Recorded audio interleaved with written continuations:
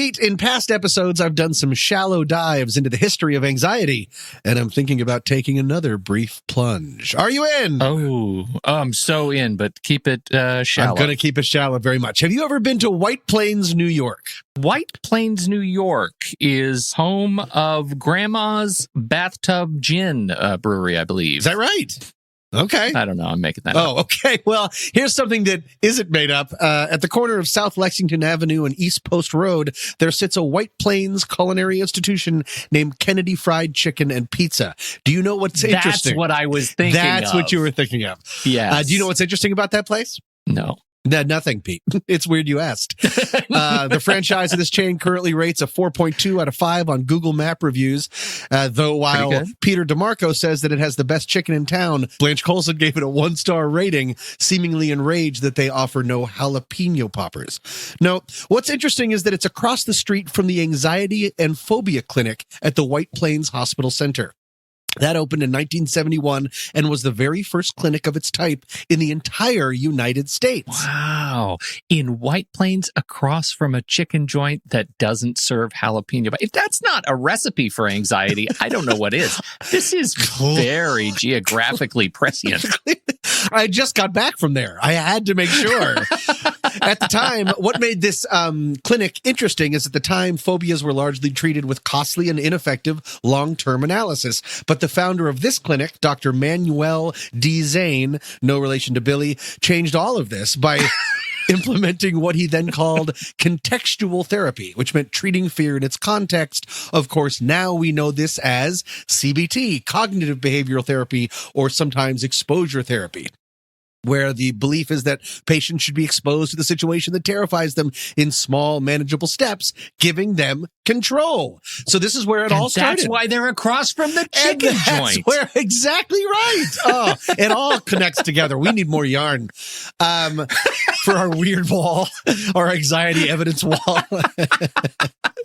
And just out of coincidence, do you know what the very first anxiety/phobia they treated? Of course. It's the jalapeno popper thing. It's the fear of not enough good starters. Right. Yeah. No, it's something we discussed just 4 episodes ago. You want to take a guess? Oh, wait a minute. I know, it's a long time ago. Was it elevators? Correct. Really? That's exactly right. You're exactly right. Yes. The very first phobia that they treated that people would come in from across the country was fear of riding in elevators. So, that's it. Next time you're in White Plains, New York, go for the chicken, stay for the exposure therapy, and of course, remember to bring your own jalapeno poppers. Taking your time for making the most of it, and it can be a little hard to fit every bit of what you want into your life. Welcome to What's That Smell, a sometimes funny podcast about humans and their anxieties. I'm Pete Wright. And I'm Tommy Metz III. And every week we each drag one of our deepest, darkest anxieties into the light to share it, learn about it, and hopefully laugh about it with all of you. You know what we've got today, Tom? We've got a unique and special announcement to make. The devil you say. We have some merchandise. That's right. We are launching the very first in the What's That Smell line of Ultimate Truth apparel and tchotchkes. And it starts, you know that experience when you're walking around and you see somebody and they're wearing that shirt and it says, keep calm and carry on? Oh, from England. From England. Yes. Yeah, you know, from the war. Yeah. What do you want to tell them, Tom? What do you want to tell them more than anything in the world when you see these people and they're trying to tell you to keep calm? They're trying to tell you that your anxiety over living in a war-torn landscape, really terrible, and you really want to tell them, you know what, I think you might have it wrong. What do you want to tell them? Fool, there is no calm. There is no calm, Tom, and that is what we are peddling to you today. So if you want to support the show and you don't necessarily need an audiobook, you can do that now. You can get mugs and stickers and t-shirts and hoodies, and you can get them in the classic royal red, or you can get them in any color you like. You can get it in a heather blue, whatever you want. And they all have the message, there is no calm. There is, in fact, so we all know. No calm. There is no calm. You can find it at our TeePublic site, or you can just, head over to the link in the show notes, and I'll set that up for you. So it's in the show notes. Link in the show notes. Link to the merchandise, and support the show. you don't even need an audiobook. Happy birthday. It's your birthday? And with that, Tommy, I will go first. Very excited.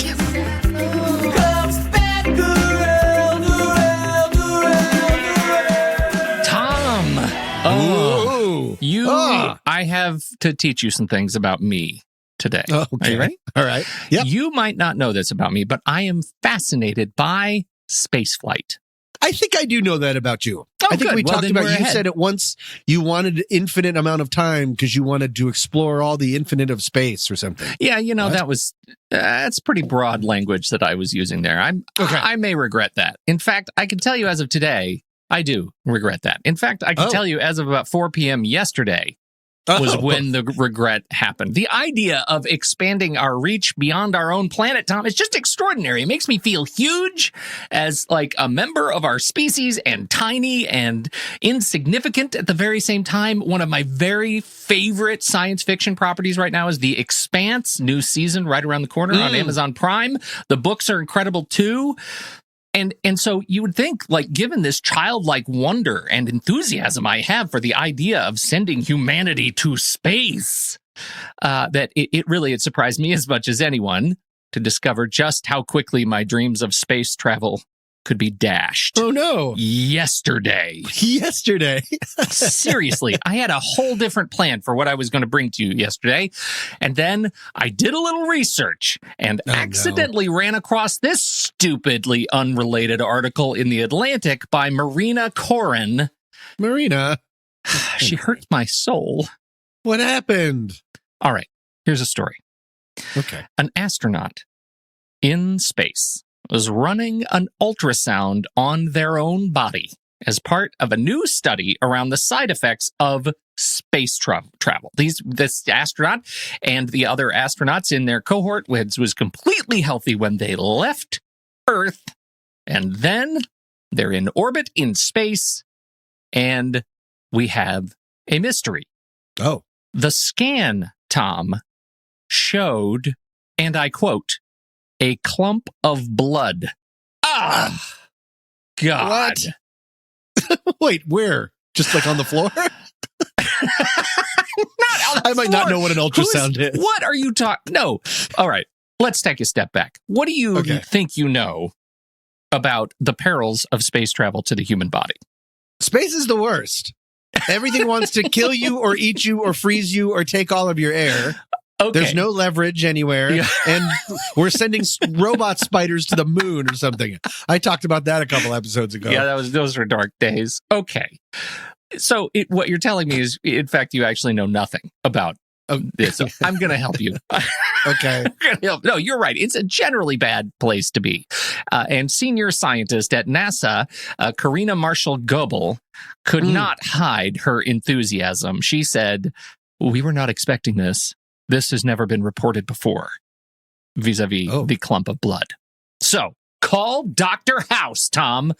Okay. So we have no symptoms from the clot, but they put the astronaut on blood thinners right quick, and they're fine, the astronaut. But listen to some of the other things they've been learning about these side effects of space travel along the way. And I say that with heavy air quotes. Side effects, it's not a great way to describe the nightmare-scape of things that happen to your body. Let's start with, how about swollen optic nerves? Oh, like in your eyes? Yeah, that'll cause some changes in vision, but you know why else it affects your eyes? Because you end up with flattened eyeballs, Tom. Why? It's just awful. Well, just because space is the worst? It's the worst. The accumulation of bodily fluids, such as blood and water. These fluids, when you're in a place with gravity, like the comfort and warmth of your home, planet Earth, these fluids do what they need to do, and they move around. But when you take away gravity from the equation, all these fluids just float around kind of indiscriminately and end up in your head and, quote, increase pressure inside your skull, thus, by extension, flattening your eyeballs, Tom. So they dug further into this whole new clotting thing that they discovered, because that was the new thing. They already knew about the flattened eyeballs, and they've just been keeping it from us. Oh, good. And so this, our good Dr. Marshall Goebel, and her team, they targeted the jugular vein. What does that do? Now, the jugular vein, it carries blood from the head to the heart. So here we go. Right. More. How are you pronouncing that? Jugular? Jugular? Is I jugular? think it's just jugular. Is jugular? I don't think it's jugular. I mean, it's your podcast. You can do what you want. You do the editing, but I'm pretty sure it's pronounced jugular, like your jugular vein. You don't want to cut your jugular vein or you'll bleed out. All right. So we'll just see where it lands. All right. Okay. Look. All right. So they targeted now I can't even look at the word. It's like just lines and marks that mean nothing. It's jugular. It's jugular. Okay, so they targeted the jugular, and these are, I have for you, words that should not be said about people, blood, and or space. So our hero, again, Karina Marshall Goebel, she says, scans showed blood flow stalled in 5 of the 11 astronauts in the study. Stalled? Blood flow stalled. That can't be a good thing. Stalled. She continues. All right. Sometimes it was sloshing back and forth a bit, but there was no net forward movement. We are referring to blood in a body. Oh my God. The blood got decidedly cranky. What? None of these are good descriptors. And then she says this is rare. It usually occurs in the legs, such as when people sit still for hours on a plane, thus rendering air travel completely useless to me in the future. Ugh. Are you kidding? Yeah. She says here, stagnant blood can naturally clot. That's why we want to keep moving. And finally, in 2 of the astronauts, Tom, you might want to sit down for this. I'm seated. Blood in the jugular vein. Oh my God. I'm just going to lean in. Actually started moving in the opposite direction. So it's like listening to a record backward? Yes. Like, do you start moving backwards? No, you talk like you're in Twin Peaks? And all your veins like reconfigure in the form of the Manson family house. Look, they classify this as, quote, extremely abnormal. Yeah. What? Okay. Oh my God. I have to. So the options are you get the blood sloshies or you're in reverse. Or you stall. You completely Or you stall. You right. stall, you get the blood sloshies or you're in reverse. In no case is your blood actually doing what it should be doing. Now, I have to say, editorially, I know and I've learned recently that this is apparently one of the truly like magical things about the human body, that blood can just sort of find a way. I learned that from Jurassic Park. When vessels are cut off, blood just sort of figures out the new way around things to do the job. That does not make it any less anxiety producing. I'm surprised though, because that is an about face for you. I believe you've been so pro space. Well, I've always been very consistent in that space can go fuck off. No, I mean, look at this.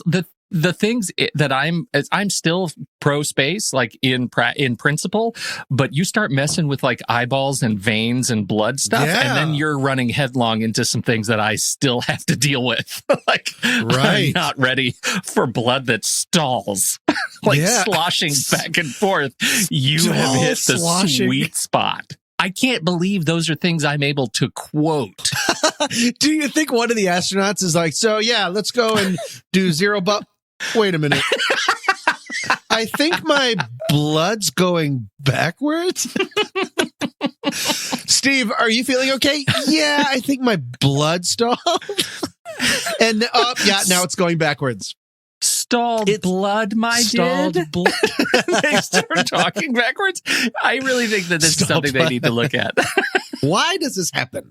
Space, just because there's no gravity and we're in ships? Because space and no gravity and ships. Yeah, exactly. All of that. Michael Stingner is he was a co-author on the study. He's head of cardiovascular and vision laboratory at NASA's Johnson Space Smarties, and one of the authors. And he says, horrifically, time is needed to develop a clot when flow is stagnant, but you don't need several months for this to occur. It can happen in hours and days. Oh, man. Now, Wait, in the article, did it say he said that horrifyingly? Or did you add that? I would like the New York Times to be like, disgustingly, he said, just put in a little bit of personal opinion. Yeah, no, I emphasis mine. So what did they do? This is a study, and so we don't have a lot of great answers. So they put them in pressure-sucking suits that were designed by the Russians, and they're designed to kind of move fluids around, which worked for some of the astronauts in the study, but not all of them. When they came home, here's the magic, right? When they came home, the conditions vanished in, quote, nearly all of them, and none of them had any negative effects in the long term. So that's good. And of course, NASA is naturally working on a formal ultrasound program. Everyone is excited for more research. They say it's a big deal, and aren't we so proud that we found this wada-doo-da? Yeah. Okay. So it never really occurred to me that, I guess it should have, but we're also doing experiments on the people. Yeah. Oh, like we're collecting rocks and we're putting rabbits inside other rabbits. Like, I don't know what we're doing in space, but that we're also figuring out how it's affecting us. That's right. And we have this really unique opportunity because of the Kelly twins, right? Where one of them is on the ground and one of them is in space for long periods of time, and they are different heights now. They say that their DNA has changed on a fundamental level that they didn't expect. Like, we're learning all kinds of things that we should have learned in Alien now in real life, and it's terrible. So where does that leave us? That leaves us, Tom, with today's anxiety. It's called... Oh, are you just starting? Yeah, I'm just kicking it off. It's called astrophobia. That's right. Oh, that's right. I have this. Fear of space. I'm well on the record of saying, A, your mother's a liar, and B, space is the worst. Space is the worst. That's right. It is a sudden and irrational fear of stars, outer space, space travel, or alien life. The thing is, Tom, now that we've read this cockamamie study, astrophobia isn't feeling all that irrational, is it, doctor? No. This whole doctor's out of order. That's not a phrase. It is one of our specific phobias. Some say it's an offshoot of agoraphobia. It's generally treated the same way, except, Tom, I want to leave you with this. Can you possibly guess? Let's just do a run through of the ways we treat specific phobia, right? We've talked about it on this show. Okay, so what are the things you do? Let's say you're afraid of snakes. What do you do now that you're an expert in anxiety treatment? Because of this CBT. podcast. Yeah. The aforementioned cognitive behavior therapy. That's right. And that leads you down a path of being able to talk about it, to develop strength in it. And then what would you do vis-a-vis maybe actual snakes? I would meet one. That's right. Exposure therapy. You would expose yourself slowly and gently, just like you would do with needle phobia or something like that. You expose yourself over time slowly to the thing that causes you anxiety, and eventually you get control over it. I like that I called it meeting a snake. Like we're going to brunch, not just I'm going to pop in on a snake. Yeah, that's right. Your therapist says, now, I've learned 50 questions you need to ask the snake to fall in love with it. Yeah. And then you're going to just move through. Okay. Now, I'm on snake date. If you're the problem with astrophobia, or otherwise known as space phobia, Tom, is that you can talk about it all you want. But you can't use exposure therapy. If you're suffering from agoraphobia, you can use therapy in combination with medication, and you can train yourself through it. You can go out and run around in fields until you feel good about it. But if you have astrophobia, all you have is 2001 and Moon and that ridiculous speech from Bones in Star Trek where he lists all the crap that can happen to you when you fall into space, Tom. The only thing that space is missing is teeth. Like, that's the one thing. If it also had really sharp teeth, you'd be like, yep, that checks out. Like, if NASA had to plan for massive and explosive decompression and food and growing things in space, and also the web of just giant mouths that they have to navigate through with every single launch. God, why don't we just stay inside? We have Netflix. Seriously, Tom, there is in space, there is no calm. There is no calm.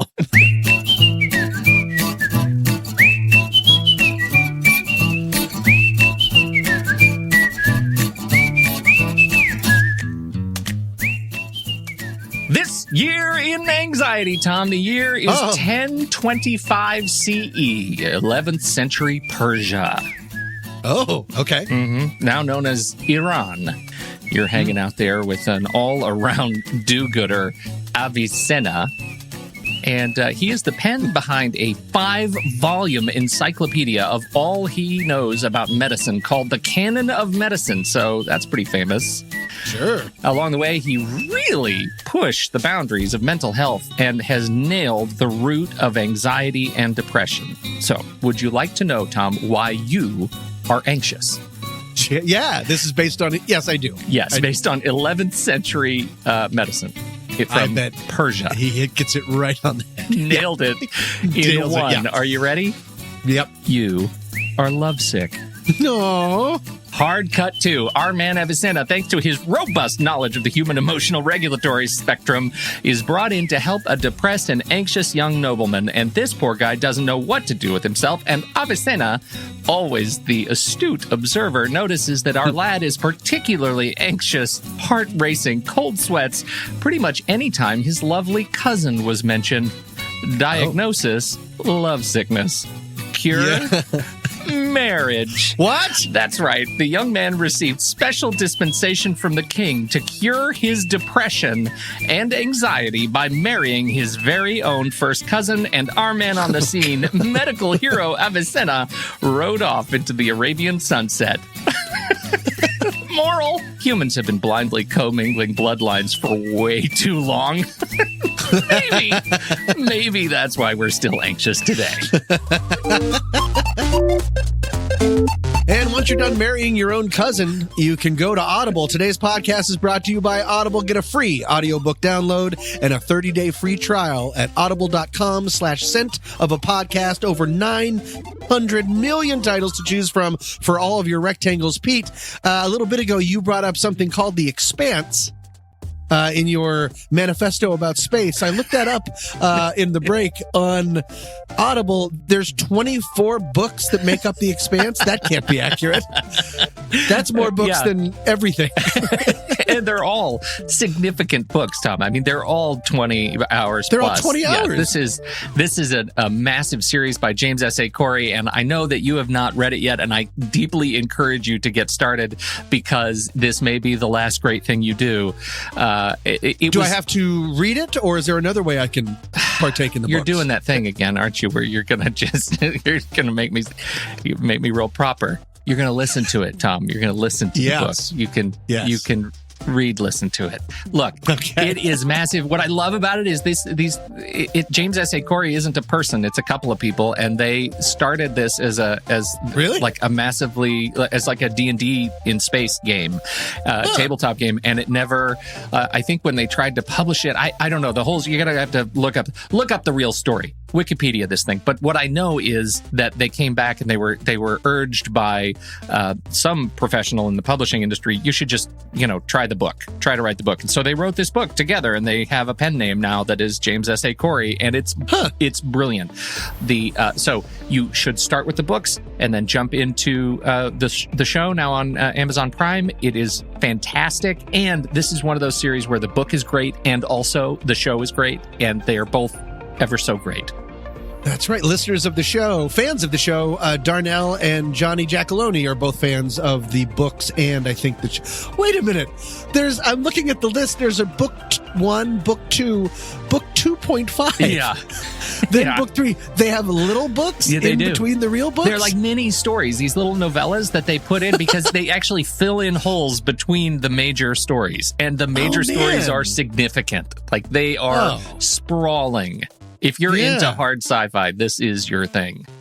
I think it really is. And if you never want to do anything else again, go to Audible, see how many you can get through in your first 30-day trial, because there's 24 of them waiting out, and that's probably not even the ones in between the ones. Again, for the listeners of What's That Smell, Audible is offering a free audiobook download with a free 30-day trial. Just go to audibletrial.com/scent of a podcast. Support the show, get some merch while you're there on the internet. And with that, I think I'll go next. I can't wait. Peteria, I have a couple of questions for you. Wait a minute. Well, first of all, Peteria. Do you love your new nickname? Now you have a new anxiety? That was unexpected. Pizzeria. That's what I wrote down, so I have to say it. You know I'm a robot, right? I have to say everything that I typed down. Okay, I have a couple questions for you. All right. Do you love your dog? Oh, so much. Are your kids honor students? They're fine. Without saying for who, Wait a minute. they're fine. Okay, so I'm thinking they might not be on the honor roll currently. Right. Okay, I understand. Without saying they're children. Without saying for who, do you have certain presidential candidates you prefer? Yes. Okay. Now, with those three, do you love your dog or your kids honor students, certain presidential candidates you prefer? How do you generally let people know your feelings about those kind of topics? I prefer generally not to. Really? Yeah. How do you let people know about your feelings on those topics in traffic? Oh, I yell a lot alone. Yeah. Okay. So you do audible bumper stickers. Got it. Okay. Well, Pete, we are halfway through the season, and to honor the occasion, I decided to dive into an anxiety that I have no personal relation to. In fact, I'd never even heard of it or thought it was a possibility, but it's real and it's interesting, and I would like to get into it with you. Pete, I have another listener submission. Oh my goodness. I am so confused right now. Right? It's all going to make sense in just a second. Okay. All right. This listener writes, "Hi guys, love the show." Good start. "My name is Jeremy. I live in Los Angeles, and while I have many anxieties, this one in particular gives me the most potent cortisol injection. So when I think about bumper stickers, or if I look at one too long," you see how it's all coming together now? Pete? Yeah. Are you still there? Okay. So when I think about bumper stickers, I'm processing. or if I look at one too long, I start to imagine having to peel it off. And that thought makes my cuticles tingle, and I start feeling grossed out. Like the kind of grossed out many people feel, get ready for this, when they see a needle poke into an eyeball. Oh, God. It's an ooky, gross feeling. I think the idea of having to pick at the bumper sticker with my fingernails to peel it off is akin to the fingernails on a chalkboard kind of feeling. When I go down this rabbit hole, like right now, I have to literally shake my head and try to get rid of that feeling. I'm hoping I'm not alone out here. Well, first and foremost, thank you so much to Jeremy for submitting, and please know that I unconditionally wince every single time I've read "see a needle poke into an eyeball." So your comparison is apt and very unappreciated. Pete? I'm sorry, that was an anxiety grenade for me. I was expecting to really focus in on the picking of the sticker thing, but you're still dealing with the needle part. I had to pick myself up off the floor. Oh, I'm so well. Wow. Just think of bumper stickers. So bumper stickers, thanks. bumper stickers, bumper Thanks, stickers. Jeremy. I told you I'm a robot. I have to read everything that's written in front of me. I'm like, all right, Ron Burgundy. Yeah. Pete, I bring to you pitachionophobia. Pitachionophobia. Pitachion is the Greek word for label or ticket, and so combined with phobia is the irrational fear of stickers or of labels. So no, Jeremy, you were not alone, but it is a rare enough anxiety disorder that I was able to track down the actual phobia expert who gave it its name, a British hypnotherapist named Peter Field. And Peter, you're on the line. Go ahead. No, he's not really. Did I even have you? Yeah, you had me for a second. Yeah, I'm here. He's not really here, but I was able to track down on his website about how he was the first one to name the disorder after someone came into his hypnotherapist office. So, simply put, those with this particular phobia experience varying degrees of anxiety when faced with stickers or sticky labels. Pete, I personally have no connection to this whatsoever. I love stickers. What about you? It's so I know weird. you're still I'm rolling around on the floor. Yeah, but no, that part was sorry. Yeah, I'm okay. This is so weird because usually these things come in and they give me the anxiety, right? But I don't have a direct connection to this one. I'm not feeling it. Maybe it's because it was masked by the whole eyeball thing, but but I too, I generally find the sticker stuff, I'm okay with it. And in some cases I like it. I'm okay with the gummy kind of residue. I'll rub that off if I need to. I'm really okay. I don't feel like I need to peel off everybody's sticker. In fact, I actually love putting stickers on things. Oh, interesting. So you're That's the opposite of pitachionophobia. I'm a pitachionophiliac. You're a pitachiono fan. Fanio. Why would I try to tag what you said? Philiac was the best one. Okay, well, that's a good check-in. Jeremy, we're both fine, but good luck. No, because I was so interested in this, I did do some research, and it is real. And there are a lot of people that actually experience this, and they're all over the internet because there is, unfortunately for some people, there's a lot of shame involved because just like you and I can't relate to it, a lot of people can't relate to it, and therefore it is something that sort of hides in the anxiety shadows, or as I call them, shadows. And so I did some research. As with most anxiety disorders, this seems to almost always come from something from your childhood.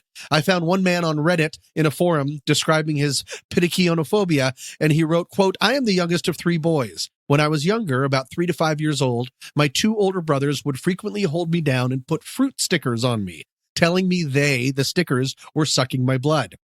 As an impressionable young mind, I naturally believed them and would become hysterical. Naturally, I developed an aversion to stickers. My brothers were never seen or heard from again."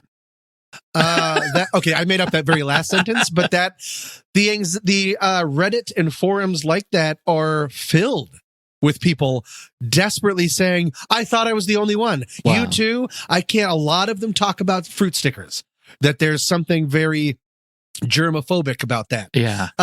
When I started thinking about stickers, and I know we're talking about bumper stickers in particular, but I'm opening it up to stickers for now. I thought a lot about childhood. Stickers make me think of childhood.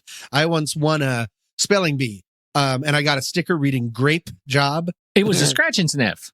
It was a scratch and sniff. And you know what it smelled like? Purple. Purple? No, we've all decided that smell is grapes. That smells nothing like grapes. It's purple. We all have to come together and say, that's not grapes. That's purple. But I did do a grape job. You did do a grape job. Yes. I did a grape job. Okay. And then they also flavor that with Hubba Bubba for grape gum, Hubba right? Bubba. It also is just purple flavored gum. I get it. Yeah. No, it's I'm all with you. purple. Yeah. But when I started thinking about it, it never occurred to me how prevalent stickers really are. They are all over produce. And on these forums, they pointed out that they're name tags, Band-Aids, there are stickers on all the clothes we buy from stores. One person wrote that he can never make special requests in a fast food place because they put stickers on the wrapper. Wow. That election day can be a nightmare because everyone is walking around with "I voted" stickers on their dumb shirts. Totally. You can be, if you are attuned to this, we live in a sticker world in a way that I'm completely blind to. And so I feel terrible for people that have this kind of feeling. Yeah. And so I did a little bit more thinking because I was like, well, maybe for Jeremy, it was based on a childhood event, but if it was, he probably would have mentioned something like that. So I put on my podcast thinking cap and I want to poke around to try to figure out another possibility.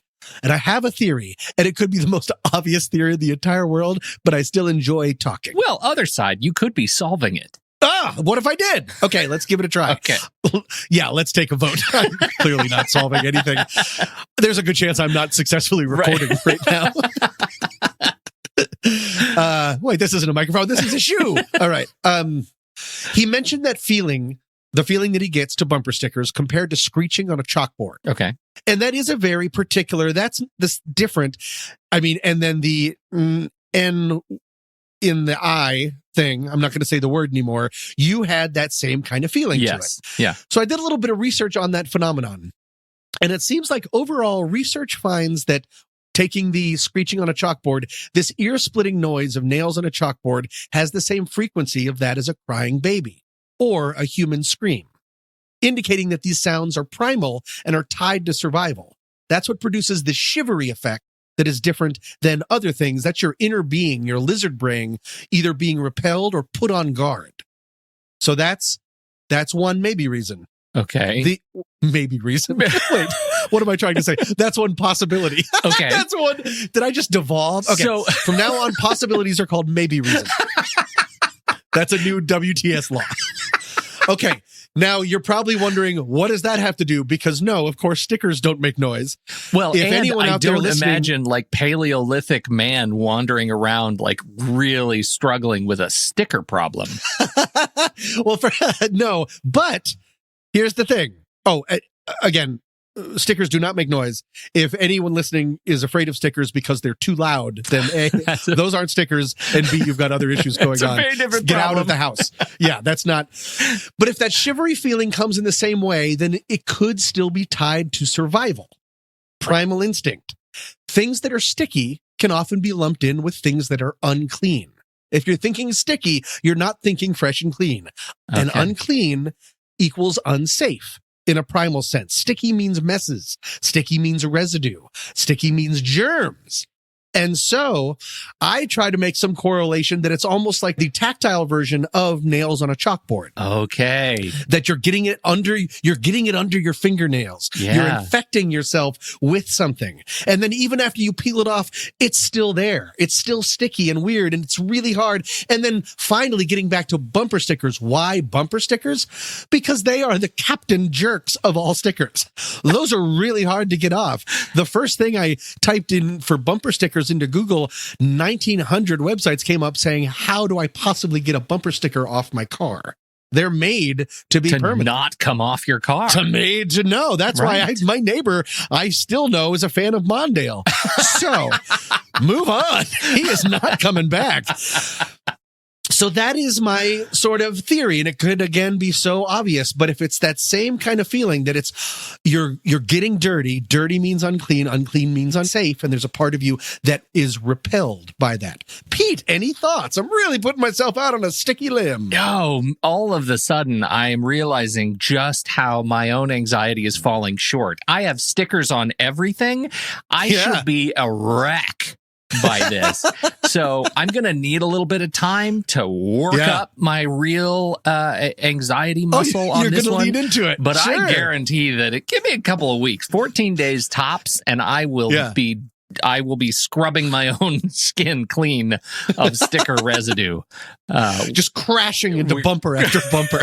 Because now all I can think about is that physiological experience, the sensation of getting your fingernail under that corner of that one sticker. Don't! You're going to drive him crazy. And feeling it pull a little bit off. And I'm right now, I want to be with it. Yeah. Well, okay. We just lost Jeremy forever. Sorry, Jeremy. That was anxiety cosplay that you just sort of went through. I don't know why you would walk him through that. But so, Jeremy, even though, Pete's working on it, I'm going to stay free of it. But even though we personally do not currently have a connection with that, you are very not alone. Yeah. And it is definitely, I think, very much there's something primal about it. And hopefully it's not something that you have to deal with too much. And if it helps, there is a whole product out there that I found just to remove adhesive residue. I don't care for the title, but it's called Goo Gone, and an 8-ounce bottle on Amazon is just $7.25, and it just exists to get rid of, I guess, primal fear. Now that we're learning, Goo Gone, anxiety gone. Yeah, thanks Amazon. That's good looking out. Here's a problem. Right here on the Goo Gone bottle, it says sometimes it's sloshing back and forth, and it may stall. Oh, we're in trouble. Oh no, that's just a bottle of space blood. Everything comes back around. That's what I said to my friends. I say it again, yes I know. Thank you all so much for joining us in this episode. Today's tune is Hold On To Your Butts by OK Otter. Nice. Coming up next week. And then I saw She's totally going to take this, Tom. This is going to be the new condo serial killer anxiety closet, and she's already trademarked it. No. We're talking about it, Pete. Oh, no. Can you talk about it? I've dialed 9-1 and stop doing your weird mouse character work. It's kind of from the 1930s. Yeah. He seemed misogynistic to me. Hey, everybody. Yeah, see? Yeah.